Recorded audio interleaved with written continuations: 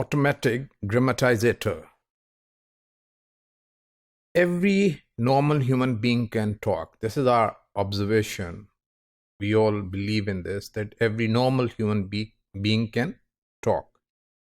So the average person tends to think that there is little or nothing mysterious about talking. It is generally taken for granted that since all human beings talk, so it is something that comes to every one of us very simply, without any difficulty. As Noam Chomsky has pointed out, we lose sight of the need for explanation when the phenomena are too familiar and obvious. This is quite correct so far as this statement of Chomsky is concerned. Generally, people take things which are quite familiar or obvious to them so lightly. Easily to assume that explanation must be transparent and close to the surface. As native speaker, we have a vast amount of data available to us, and all people use their native language very easily without any problem.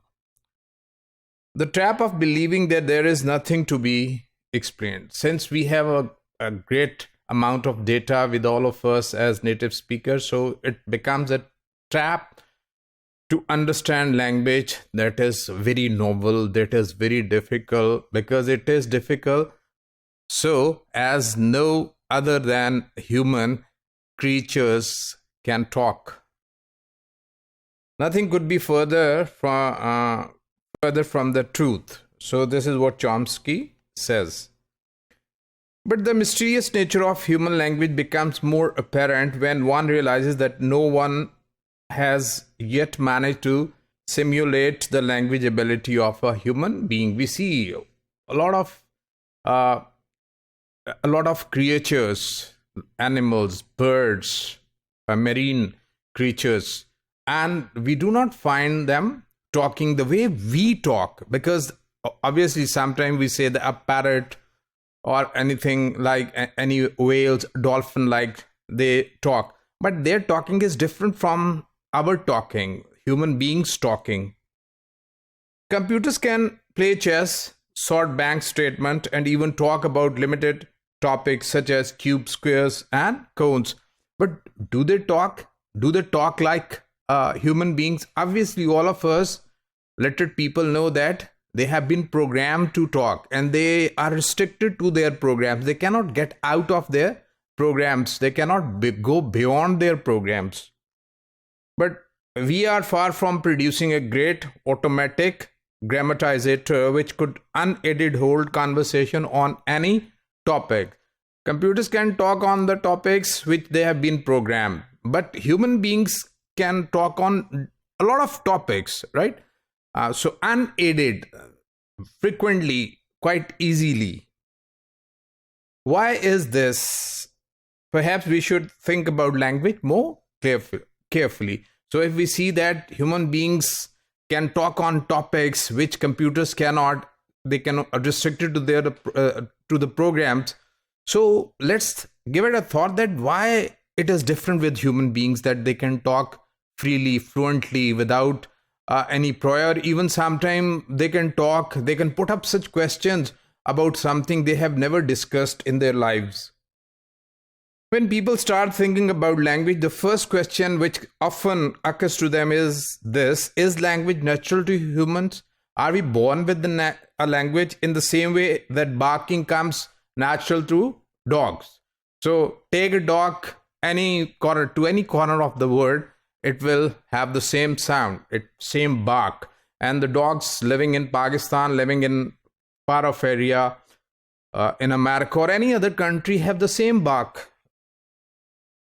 Clearly, in one sense, children learn whatever language they are exposed to. Obviously, a child learns the language of the community he or she is grown up.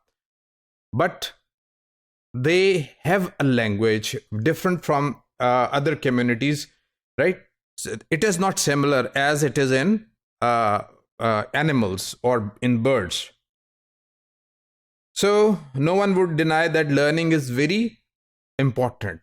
all of us must learn, all children must learn this language. But the crucial question is whether children are born with blank sheets in their head, or as far as language is concerned, or whether humans are programmed with an outline knowledge of the structure of language in general. So here we are encountered with two questions: blank sheet or encountered with a outline of knowledge of our language learning. This question of whether language is partly due to nature or wholly due to learning or nurture, because it is often this nurture they are put to or exposed to a language learning situation. It often referred to as the nature-nurture controversy and has been discussed for centuries. So language is natural to human being, or it is nurtured, it is given to them, trained to them. So this controversy has been a very long history.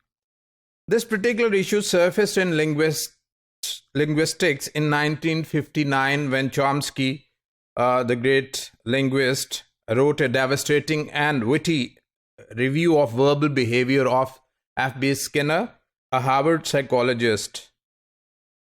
This book claimed to explain language as a set of habits gradually built up over the years. So the verbal behavior is basically discusses the behavioristic viewpoint of language learning. So Chomsky in 1959 wrote a very witty and very academic criticism of the book or of this theory.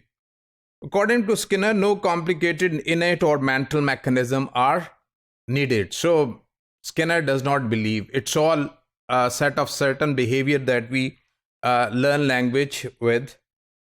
All that is necessary is systematic observation of the events in the external world, which prompts the speaker to utter sound. So a child listens to the sound that are in his or her environment, and by copying the same sound, a child learns a language. So this was that simple by Skinner. Skinner's claim to understand language was based on his work on rats and pigeons. So he put rats in a box and gave them a pallet of food, and then it was increases with every time they push a button, and then they push a button that has a light that would flash a light, would bring them a pallet of food for them.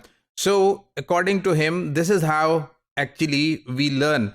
So that by trial and error method, the rat learned that it just hit certain bell and the pallet come, and then it hit certain button and there is a flash of light and the pallet come.